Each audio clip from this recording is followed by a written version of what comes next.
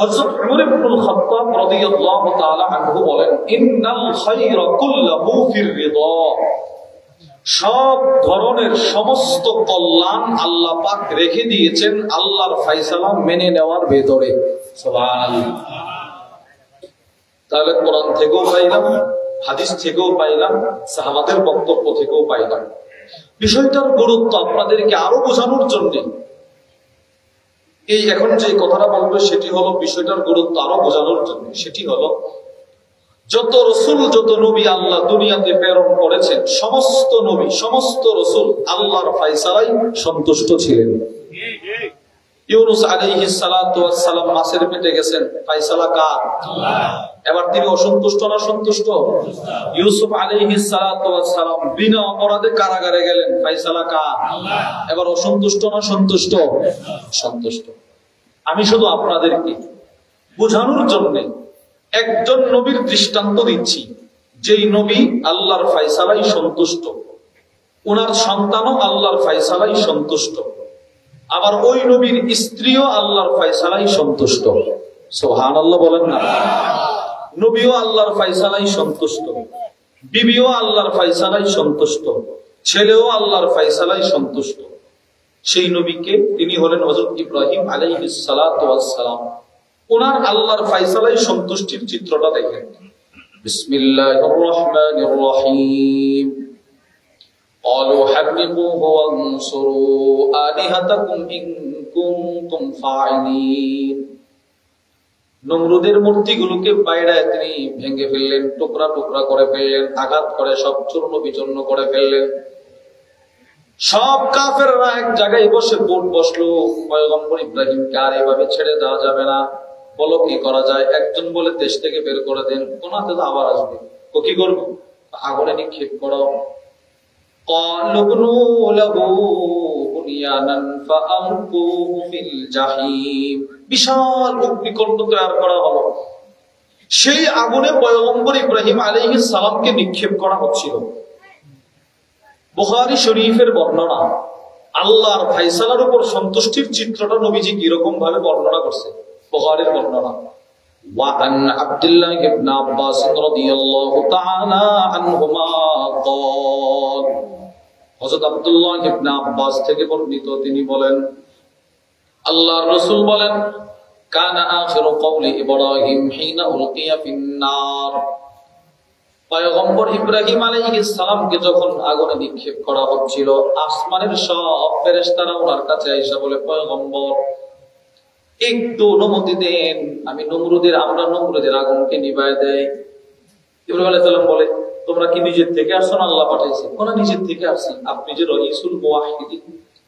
তো সাথে সাথে ইব্রাহিম আলাইহিস সালাতু ওয়াস সালাম বলে, দরকার নাই, তোমরা বলো আগুনে নিক্ষিপ্ত হওয়ার ফয়সালা কার?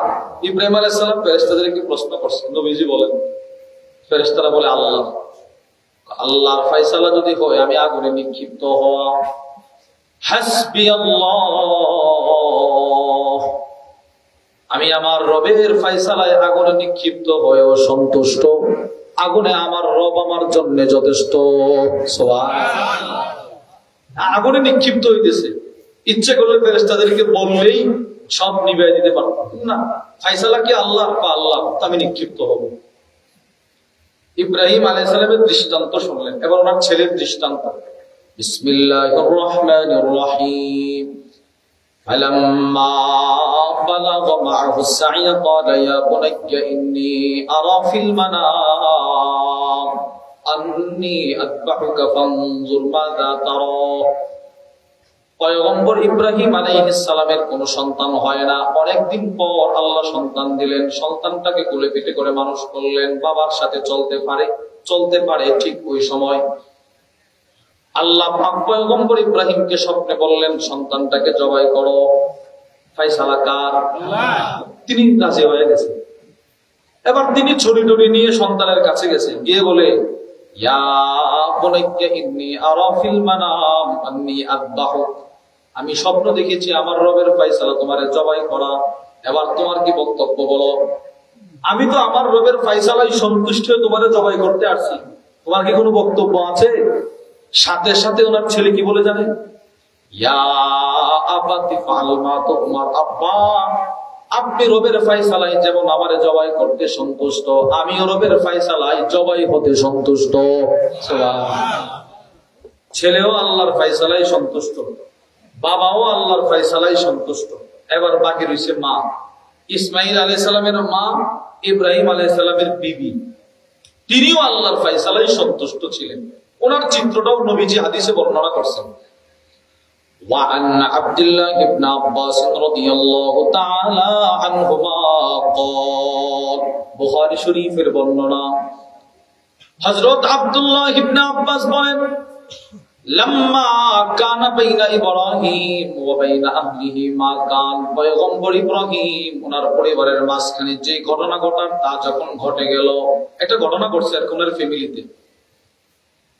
কখন ঘটছে? যখন পয়গম্বর ইসমাইল দুনিয়াতে আসছে, কাঁচা দুধের বাচ্চা শিশু। আল্লাহর রাসূল বলেন, খরাজা বি ইসমাইল ওয়া উম্মি ইসমাইল, পয়গম্বর ইব্রাহিম আলাইহিস সালাতু ওয়াস সালাম দুধের বাচ্চা ইসমাইল এবং ওনার মাকে নিয়ে মক্কার দিকে সফর শুরু করলেন।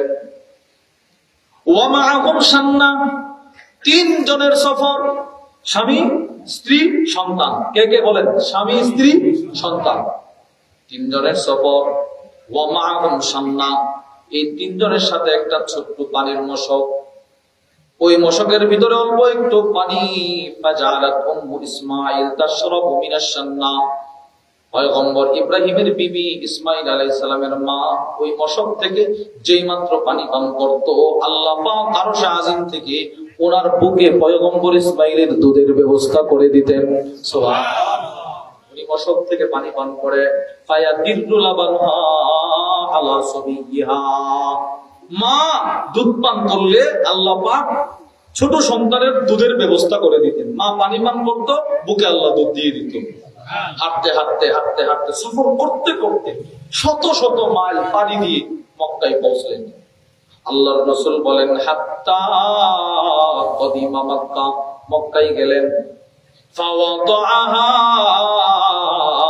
তাহতা দাওহা, এবার পয়গম্বর ইব্রাহিম ওনার বিবি আর ওনার সন্তানকে দাওহা, একটা গাছ, দাওহা বলা হয়, মুআজামুল গনির মধ্যে এসেছে, আশ-শাজারাতুল আযীমা যাতুল ফুরু', অনেক ডাল শাখা প্রশাখা বিশিষ্ট বড় গাছ।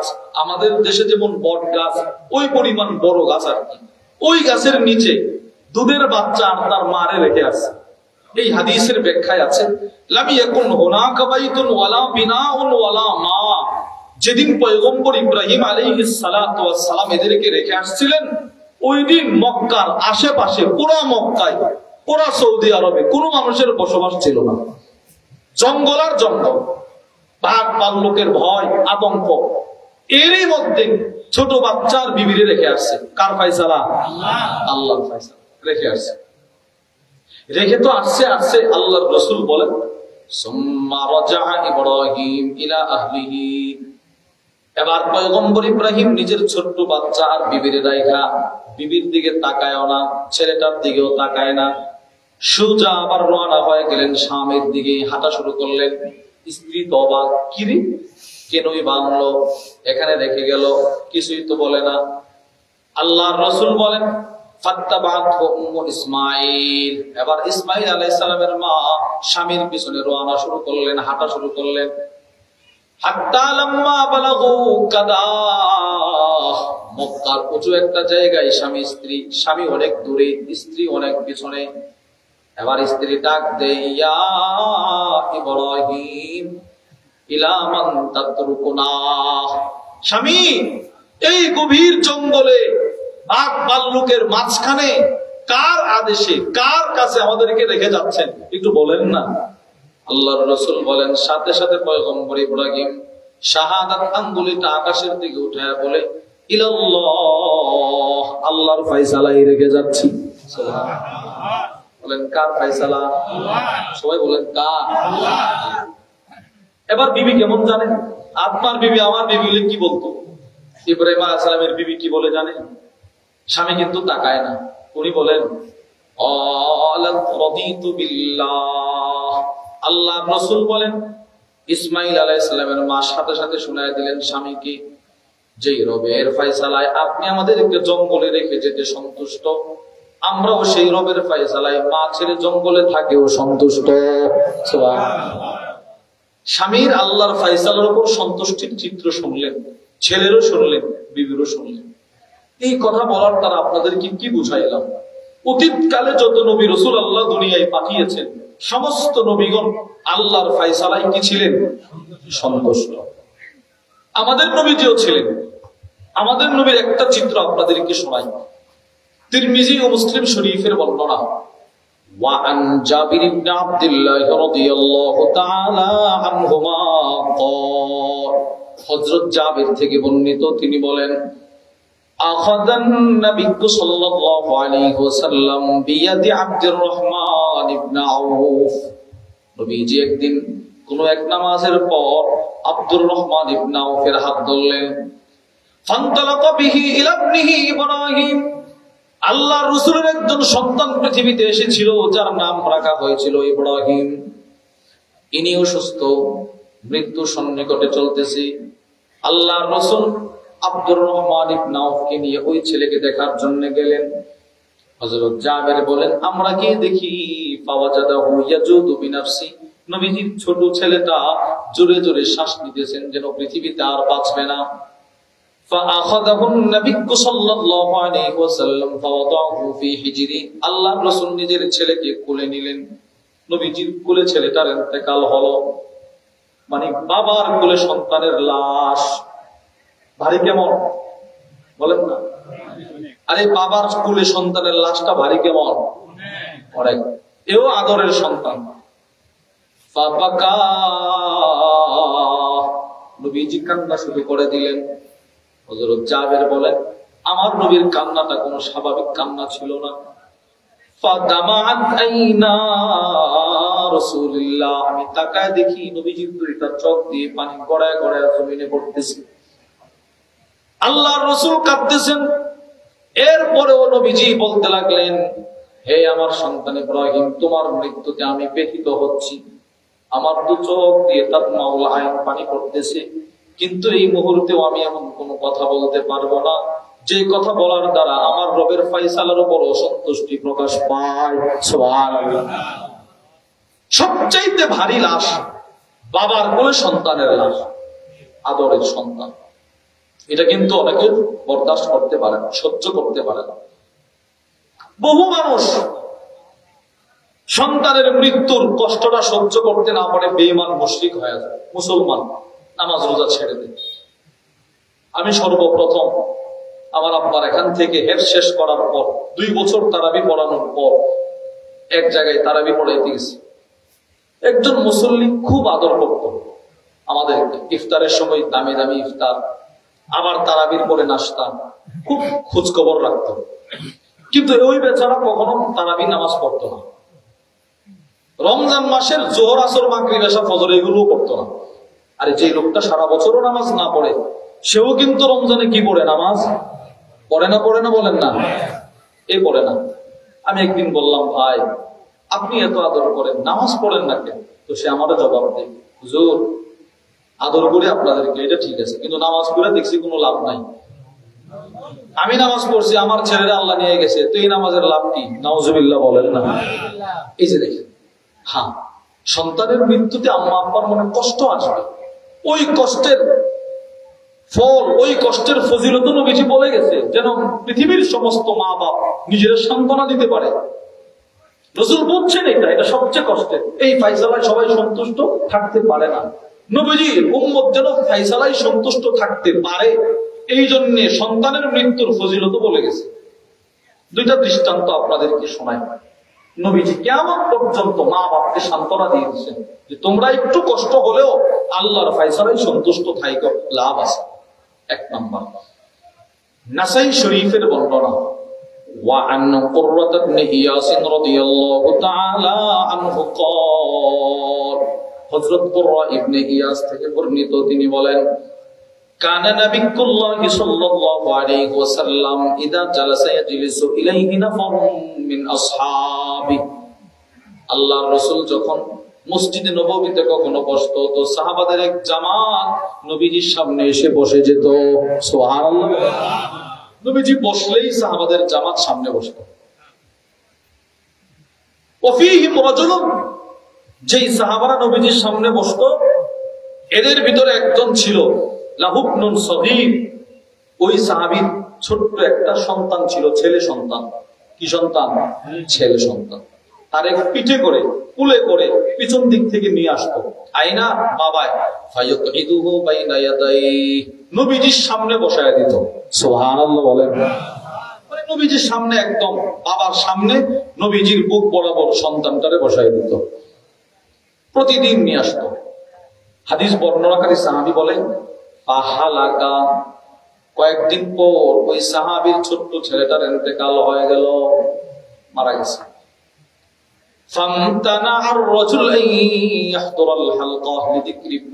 ওই সাহাবী আর নবীজির দরবারে আসে না, তার সন্তান মারা গেছে, সে আর নবীর দরবারে আসে না।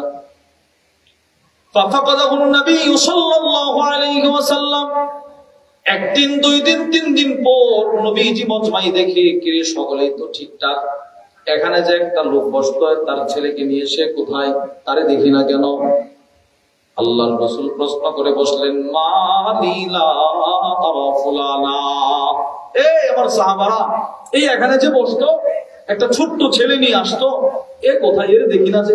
কি মুনাফিক মুনাফিক হয়ে গেল কিনা, কোথায় গেল?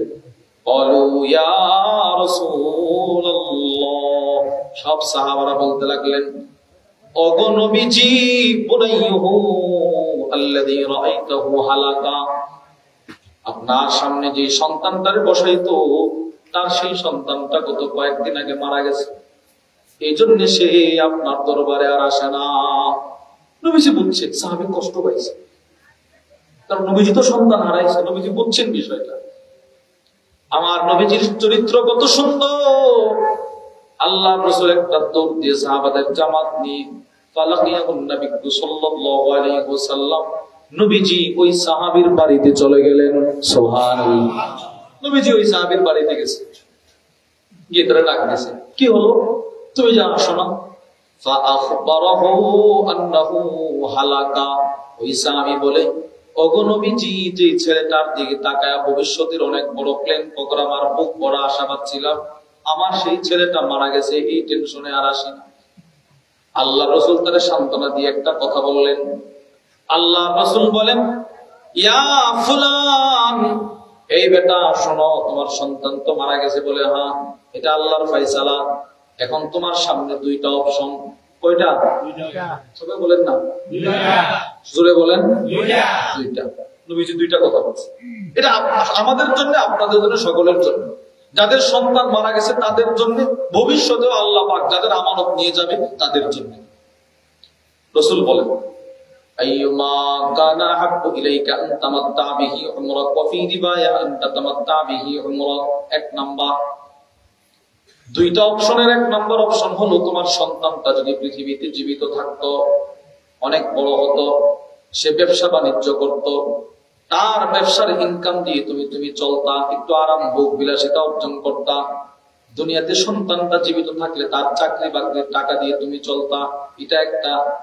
এটা কি তোমার কাছে বেশি পছন্দের নাকি আউলা তাতি গাদান ইলা বাবিন মিন আবওয়াবিল জান্নাহ ইল্লা ওয়াজাদতাহু ক্বাদ সাবাকাকা ইলাই ফায়াফতাহু লাক? দুইটা অপশনের প্রথম হলো তোমার সন্তান হয়তো দুনিয়াতে জীবিত থাকলে তোমার কিছু ভরণ পোষণ দিত, টাকা পয়সা রুজি করে দিত।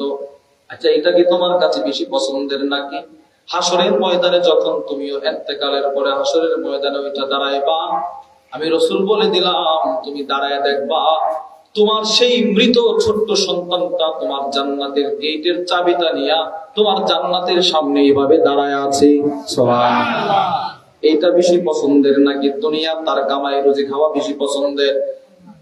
সাথে সাথে সাহাবী একটা চিৎকার দিয়ে বলতে লাগলেন ইয়া নবী আল্লাহ, ও আল্লাহর নবী, বাল ইয়াসবিকুনি ইলা বাবিল জান্নাহ ফায়াফতাহুহা লি লাহু আহাব্বু ইলাইয়া। সন্তানের কোনো মায়া নাই, দয়া নাই, আর কোনো টেনশন নাই। আপনি যেই কথা শোনাইলেন, আমার সন্তানটা যদি হাসরের ময়দানে আমার জান্নাতের গেটের চাবিটা নিয়ে দাঁড়ায় থাকি, ওই দাঁড়ানোটা আমার কাছে বেশি পছন্দের। সাথে সাথে নবীজি বললেন, ফাদা কালা, যা, তোমার সন্তান হাসরের ময়দানে তোমার জান্নাতের চাবি নিয়ে দাঁড়ায় থাকবে। এই হাদিসের ব্যাখ্যায় আল্লামা মুহাম্মদ ইবনে আদম আল ইথিওপি তার বিখ্যাত নাসাই শরীফের ব্যাখ্যা গ্রন্থ 41 খণ্ডের কিতাব দাখিরাতুল উকবা ফি শারহিল মুজতাবা, ওই কিতাবের মধ্যে নিয়ে আসছে এক সাহাবী দাঁড়ায় বলে, ইয়া রাসূলুল্লাহ আলাহু খাসসা আম লিকুল্লিনা, শুধু কি তার সন্তানটাই হাসরের ময়দানে তার চাবি নিয়ে দাঁড়াবে, নাকি কিয়ামত পর্যন্ত আমাদের যাদের সন্তান মারা যাবে এরাও দাঁড়াবে? নবীজি বলে, কিয়ামত পর্যন্ত যত সন্তান মারা যাবে প্রত্যেকেই তার আম্মা আব্বার জান্নাতের গেটের চাবি নিয়ে দাঁড়ায় থাকবে। সেই চাবিটা কোন জান্নাতের হবে, কোন বিল্ডিং এর, হয়তো এটাও নবীজি আরেক হাদিসে বলছেন, তিরমিজি শরীফের বর্ণনা। وعن أبي سنان قال دفنت بني سنانا,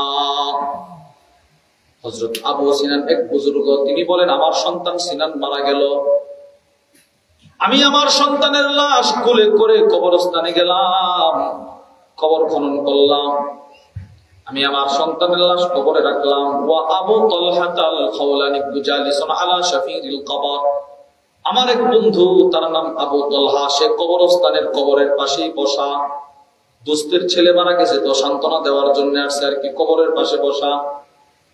যার ছেলে মারা গেছে তিনি বলেন, ফালাম্মা আরাদতুল খুরুজ, আমি যখন আমার ছেলের লাশ কবরে রেখে কবরের দুই ধারে ভর করে উঠে যাব, ফাআখাযা বিয়াদি, আমার দোস্ত আমার হাতটা ধরলেন, ধরে আমাকে বলতে লাগলেন, আলা উবাশশিরুকা ইয়া আবা সিনান, হে আবু সিনান, আমি কি তোমাকে একটা সুসংবাদ শোনাবো?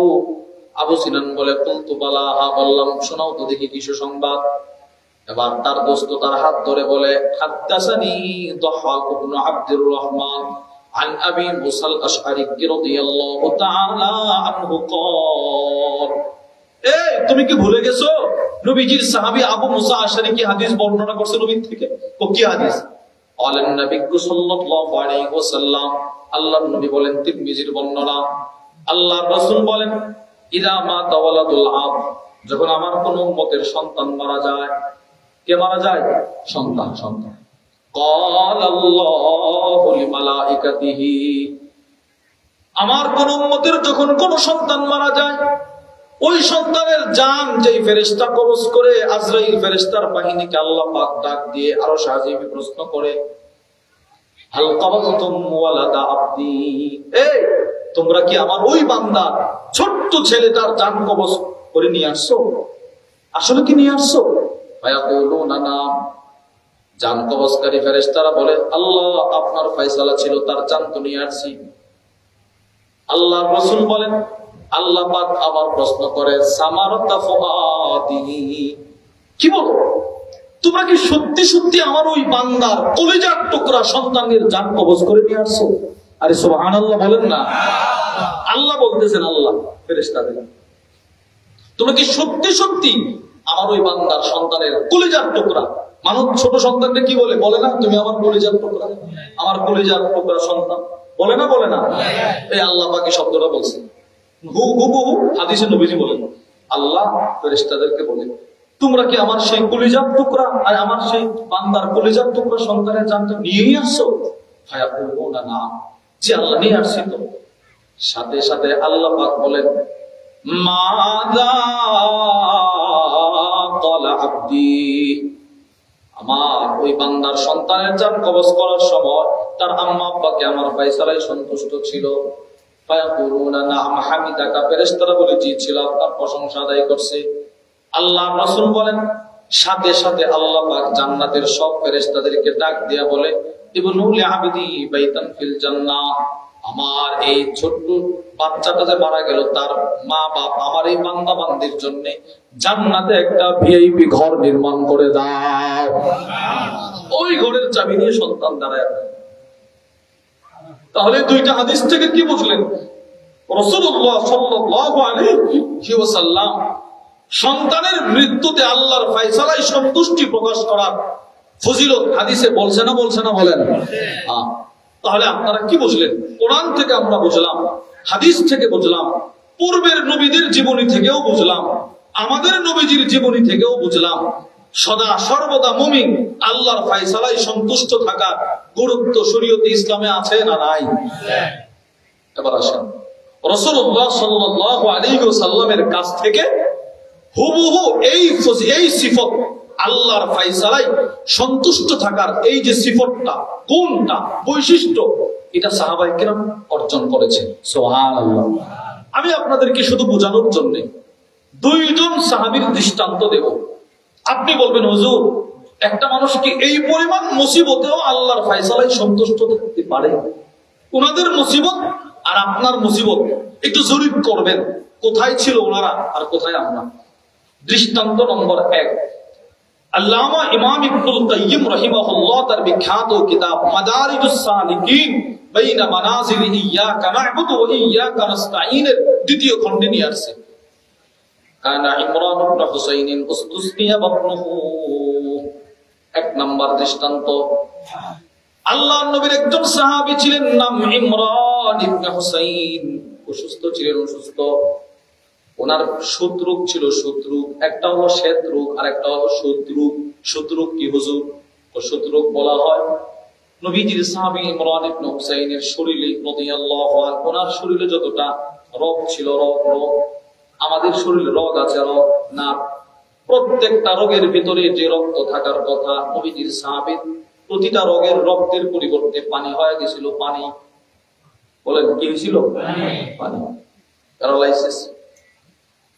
আল্লামা ইমাম ইবনুল কাইয়িম বলেন, ফাবাকিয়া মুলকান আলা যহরিহি মুদ্দাতান তাবিলা।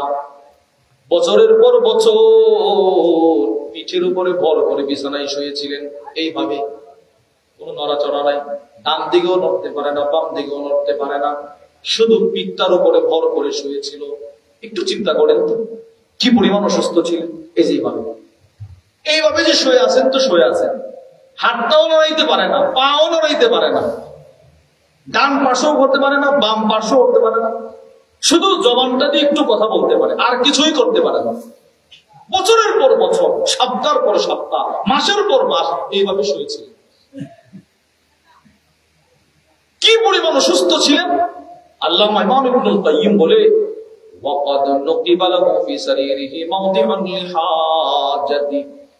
উনি যেই বিছানাটাই শুয়েছিলেন, ওই বিছানা, ওই খাটের, ওনার ইস্তেনজার জায়গাটা বরাবর খাটের নিচ দিয়ে ছিদ্র করা হলো, যেন ইস্তেনজা গুলো পরিষ্কার করা যায়। বলেন মুসিবতটা কেমন ছিল, অসুস্থ কেমন ছিলেন। মানে খাট, যে খাটে শুয়েছিল ওই খাটের নিচ দিয়ে ছিদ্র করা হয়েছে, নড়াইতে পারেন না তো। এই ছিদ্র দিয়ে ইস্তেনজা করতো, এটাই পরিষ্কার করতো। ফাদাখালা আলাইহি মুতাররিফ ইবনে আব্দুল্লাহ, একদিন নবীজির সাহাবীকে দেখার জন্য হযরত মুতাররিফ ইবনে আব্দুল্লাহ তার ঘরে প্রবেশ করলেন। ফাজাআলা ইয়াবকি লাম্মা রাআ মিন হাদিহি, নবীজির সাহাবীর এই অসুস্থতার চিত্র দেখে যিনি দেখতে আসছেন, তিনি কান্না শুরু করে দিলেন। কিরে, মানুষ বুঝি এত কষ্ট করতে পারে? তিনি কাঁদতেছেন। এবার যিনি অসুস্থ নবীজির সাহাবী, যিনি দেখতে আসছেন, তাকে প্রশ্ন করে, লিমান তাবিকি ইয়া ইমরান, ইয়া মুতাররিফ, হে মুতাররিফ, তুমি কেন কাঁদতেছো? এই কাঁদো কেন? যিনি অসুস্থ তিনি বলতেছেন, যে দেখতে আসছে তারে, এই তুমি কাঁদো কেন, কাঁদতেছো কেন? এবার তিনি বলেন, লিআন্নী আরাকা আলা হাদিহিল হাদিল ফাদিয়া। ওগো নবীজির সাহাবী, আপনাকে ভয়ঙ্কর অবস্থায়, কঠিন অবস্থায় দেখে আমি কান্না শুরু করে দিলাম। হযরত ইমরান ইবনে হুসাইন তখন কি বলে দেখেন, হযরত ইমরান বলে, লা তাবকি, হে মুতাররিফ তুমি কাঁদবা না, ফা ইন্না আহাব্বাহু ইলাইয়া আহাব্বাহু ইলাই, আমার রব আমাকে যে অবস্থায় রাখতে পছন্দ করেন, আমিও সেই অবস্থায় থাকতে পছন্দ করি। সুবহানাল্লাহ। আমার রব আমাকে এইভাবে রাখতেছেন, বাস আমি আল্লাহর ফয়সালায় সন্তুষ্ট। এবার কি বলে দেখেন, এখন কি কথা বলবো। এবার অসুস্থ রোগী, তিনি ওই লোককে বলতেছেন, কাঁদিস না, আলা উখবিরুকা বিশাই, আমি কি তোমাকে একটা গোপন সংবাদ দেব? সুবহানাল্লাহ বলেন না। যিনি অসুস্থ তিনি বলতেছেন ওই লোকরে যে দেখতে আসছে, আমি কি তোমাকে একটা গোপন সংবাদ দিব? একটা গোপন সংবাদ। ও কি সংবাদ? হতে পারে আমার গোপন সংবাদটা আল্লাহ পাকের দ্বারা তোমার কোন উপকার পৌঁছাবে, ভবিষ্যতে তোমার উপকার হবে উপকার। তবে একটা শর্ত আছে, আমি গোপন সংবাদটা দেব, একটা শর্ত আছে। কি শর্ত? আমি যতদিন পৃথিবীতে জীবিত থাকবো এই কথাটা তুমি কারো কাছে বলতে পারবা না। আমার ইন্তেকালের পরে তুমি মনে চাইলে বলবা। তো কি সেই গোপন সংবাদ? এবার নবীজির সাহাবী, অসুস্থ সাহাবী ইমরান ইবনে হুসাইন বলেন, পৃথিবীর সব মানুষ যখন ঘুমায় যায়, ইন্নাল মালাইকাতা তাজুরুনি, পৃথিবীর মানুষ যখন ঘুমায় যায় তখন আমার ঘরের দরজা খুইলা আকাশ থেকে দলে দলে ফেরেশতা আমার সেবা করার জন্য আমার ঘরে চলে আসে। সুবহানাল্লাহ। কেউ এসে আমার পা টিপে, কেউ আমার হাত টিপে, কেউ আমার পেট। শুধু আমার হাত পা টিপে না, আকাশের ফেরেশতারা এসে আমার ইস্তেনজা গুলো পরিষ্কার করে। সুবহানাল্লাহ। ইন্নাল মালাইকাতা তাজুরুনি, আর আমার ফাআনাসু বি, আমি এগুলো অনুভব করি, আমি সব দেখি, সব বুঝি। ওয়া তুসাল্লিমু আলাইয়া ফাসমাউ তাসলিমাহা, ফেরেশতারা আমার ঘরে ঢোকার সময় তারা ঘরের বাহির থেকে আমাকে সালাম দেয়, আমি তাদের সালামটাও শুনি, সালামের জবাব দেই। আল্লামা আবুল ফরজ আব্দুর রহমান ইবনুল জাওজি রাহিমাহুল্লাহ তার বিখ্যাত কিতাব সিফাতুস সাফওয়াহ, ওই কিতাবের মধ্যে লেখেন, রাত ভোর ফেরেশতারা ওনার খেদমত করার পর যখন ওনার ঘর থেকে চলে যায়, তো কানাতিল মালাইকা তুসাফিহু ইমরান ইবনে হুসাইন, তো ফেরেশতারা দলে দলে লাইন ধরে ওনার সাথে মুসাফাও করে। আজকে আসি, আবার আসবো, আজকে এই পর্যন্ত চলে যাচ্ছে, আবার আসবো ফেরেশতারা। আবু দাউদ শরীফের মধ্যে এটার মাশহুর পাওয়া যায়, শাহেদ পাওয়া যায়, ওনাকে যে ফেরেশতারা সালাম দিত। আল্লাহর ফয়সালায় সন্তুষ্ট সাহাবী তিনি এই কথাটা কেন বললেন? তিনি বুঝাইতে চাইতেছেন, এই মুতাররিফ, তুমি তোমার জীবনের কষ্টের সময়ও যদি আল্লাহর ফয়সালায় সন্তুষ্ট থাকতে পারো তাহলে আসমানি নুসরত তোমার ভাগ্যেও জুটবে। চিন্তা করেন কি পরিমাণ কষ্টে আল্লাহর ফয়সালায় সন্তুষ্ট ছিল। দৃষ্টান্ত নম্বর 2, আল্লামা ইমাম ইবনুল কাইয়্যিম রাহিমাহুল্লাহ নিয়ে আসেন, হযরত সাদ ইবনে আবি ওয়াক্কাস রাদিয়াল্লাহু তাআলা আনহু, তিনি মক্কা থেকে, মদিনা থেকে হিজরত করে মক্কায় আসলেন, মানে মদিনা থেকে আসছে মক্কায়। আর ওয়াকাদ যাহাবা বাসারুহু, ওনার চোখের আলো চলে গেছিল, চোখের আলো চলে গেছে। ফাআকবালান নাসু ইয়াহরাউনা ইলাইহি, নবীজির সাহাবী মক্কায় আসছে, মানুষ শোনার পর মক্কার প্রত্যন্ত অঞ্চল থেকে মানুষ দৌড়ায় তার কাছে আসে, এসে বলে, ওগো নবীজির সাহাবী একটু দোয়া করেন, আমার ছেলেটা অসুস্থ। নবীজির সাহাবী দোয়া করলে ওই লোকের অসুস্থ ছেলে সুস্থ হয়ে যেত। সুবহানাল্লাহ। কেউ আয়েশা বলে ব্যবসা মন্দ, দোয়া করেন, তো তিনি দোয়া করলে ব্যবসা চাঙ্গা। কেউ আয়েশা বলে আমার এই সমস্যা, দোয়া করেন, সমস্যার সমাধান। অর্থাৎ নবীজির সাহাবীর দোয়ার বরকত এক একজনের এক এক সমস্যা সমাধান হয়। হযরত আব্দুল্লাহ ইবনে সায়েব বলেন, নবীজির সাহাবী আসছে মক্কায়, সংবাদটা শোনার পর ফাআতাইতুহু ওয়া আনা গুলাম, আমিও নবীজির সাহাবীর সাথে সাক্ষাৎ, দোয়া করেন, মানুষ দোয়ার উপকার পায়, ফল পায়। এবার আমি ওনাকে বললাম, ইয়া আম্মি, হে আমার প্রিয় চাচু, আনতা তাদউ লিন-নাস ফায়ুশফাউন, আপনি মানুষের জন্য দোয়া করলে মানুষ সুস্থ হয়। লাউ দাউতা লিনাফসিক, অথচ আপনি তো অসুস্থ, আপনি চোখে দেখেন না।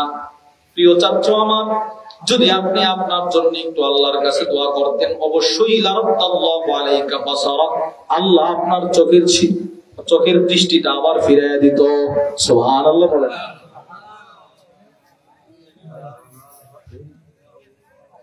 রাসূলুল্লাহ সাল্লাল্লাহু আলাইহি ওয়াসাল্লামের সাহাবীকে বলতেছেন, যদি আপনি আপনার জন্য একটু দোয়া করতেন তাহলে অবশ্যই আল্লাহ পাক আপনার চোখের দৃষ্টিও কি দিত।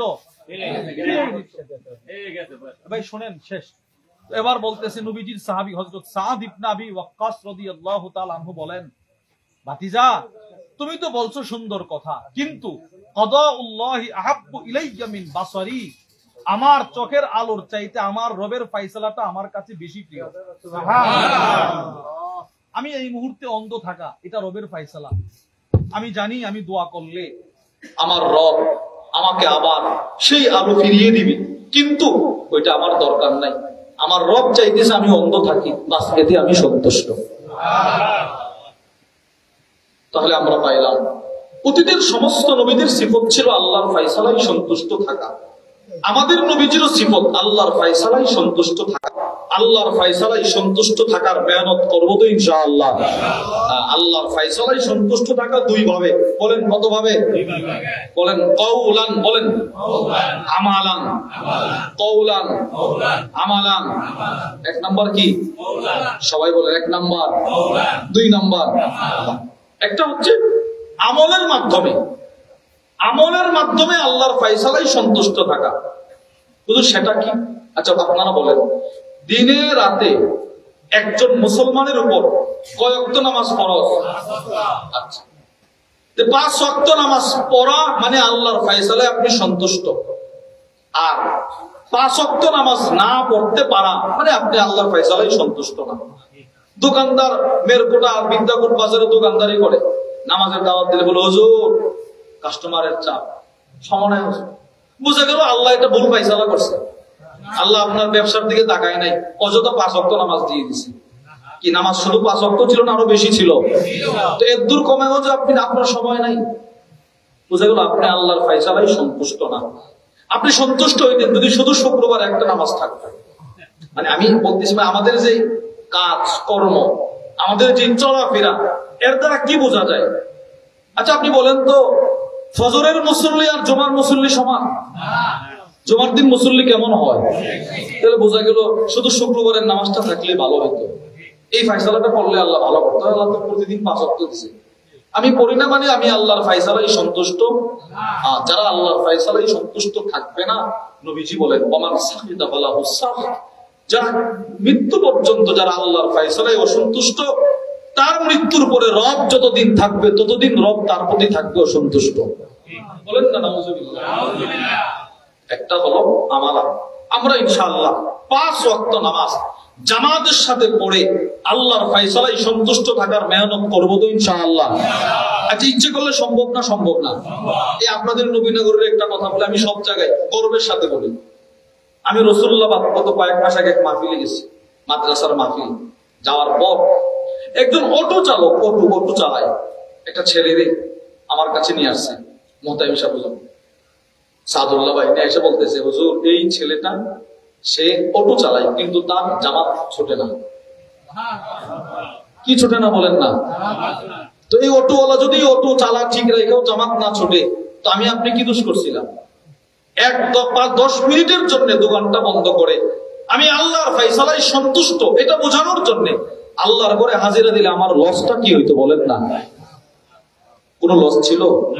শুধু কি বলেন না সবাই, শুধু কি লাভ? আমরা নামাজ পড়ি না। একটা কিতাব আছে লাদ্দাতুস সালাহ, অনেক সুন্দর ছোট্ট একটা কিতাব। ওই কিতাবের মধ্যে হযরত আসওয়াদ ইবনে সালেম বলেন রাকাআতাইন উসাল্লিহিমা আহাব্বু ইলাইকা মিনাল জান্নাহ, আমি 2 রাকাত নামাজ পড়তে পারা আমার কাছে জান্নাতের চাইতেও শ্রেষ্ঠ। কবরের যে মানুষগুলো আছে, এই বিদ্যাকোটে গ্রামে কবরস্থান আছে না নাই? ওই কবরের মানুষগুলো এরা আপনাদের কাছে কি জিনিসটা চাই জানেন? আজকে একটা কিতাব আছে মুআতাবাতুন নাফস, ওই কিতাবের মধ্যে আছে রাসূলুল্লাহ সাল্লাল্লাহু আলাইহি সাল্লাম বলেন, হে আমার উম্মত, তোমরা অবসর সময়ে যে 2 রাকাত নামাজ পড়াকে অতিরিক্ত মনে করো না, এই সময় পড়ো না। এই 2 রাকাত নামাজের জন্য সমস্ত কবরবাসী কাঁদতেছে। ইস যদি আবার দুনিয়ায় যাইতে পারতাম আর 2টা রাকাত নামাজ পড়ার সুযোগ পাইতাম। নবীজি বলেন এদের কাছে 2 রাকাত নামাজ আমার উম্মতের কিয়ামত পর্যন্ত সবটা জিন্দেগীর হায়াত, দুনিয়ার হায়াতের চাইতেও শ্রেষ্ঠ। এদের সুযোগ নাই আসা। একটা হলো আমালান, আল্লাহর যত বিধান সবগুলো আমি মানবো, সবগুলো ফায়সালায় সন্তুষ্ট থাকবো। এটা হচ্ছে আমলের মাধ্যমে আমি আল্লাহর ফায়সালায় সন্তুষ্ট এটা প্রকাশ করলাম। আরেকটা হলো কওলান, কথার মাধ্যমে। বলেন কিসের মাধ্যমে? কেউ যদি কথার মাধ্যমেও বলে আল্লাহ আমি আপনাকে পেয়ে সন্তুষ্ট। আল্লাহ, আমি ইসলাম পেয়ে সন্তুষ্ট। আল্লাহ, আমি মুহাম্মদ সাল্লাল্লাহু আলাইহি ওয়াসাল্লামকে পেয়ে সন্তুষ্ট। এই তিনটা কথা বলেন। কয়টা কথা বলেন? এক নাম্বার, আমরা কাকে পেয়ে সন্তুষ্ট? বলেন না, সবাই বলেন না। দুই, বলেন ইসলাম পেয়ে সন্তুষ্ট। বলেন। তিন, নবী পেয়ে সন্তুষ্ট। এই তিনটা কথা কেউ যদি বলে, এটারও অনেক ফজিলত আছে। মৌখিক ভাবে কেউ যদি আল্লাহর ফায়সালায় সন্তুষ্টি প্রকাশ করে, তিরমিজি শরীফের বর্ণনা, কি ফজিলত নবীজি বলে, মান ক্বালা হিনা ইউমসি ওয়া ইউসবিহ, আমার যে উম্মত